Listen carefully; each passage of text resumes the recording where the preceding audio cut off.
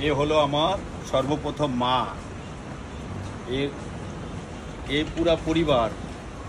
বড় লালি হলো এইটা, সেকেন্ড এ, থার্ড এ, তারপরে ওই 1 2 এই করে আমার এই গোমাতার পরিবার বৃদ্ধি হলো।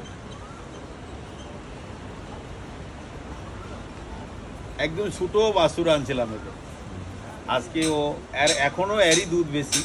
দেশি গাই, অরিজিনাল দেশি গাই, মানে ভগবান যে গাই পালছিল এই সেই গাই।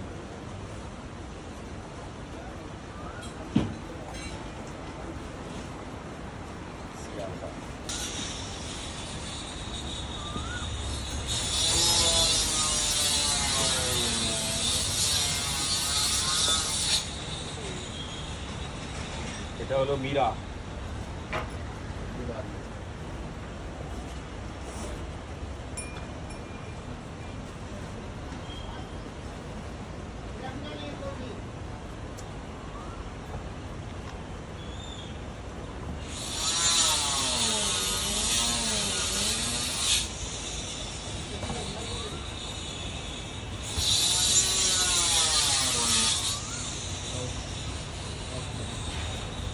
সবগুলো উঠে যাও।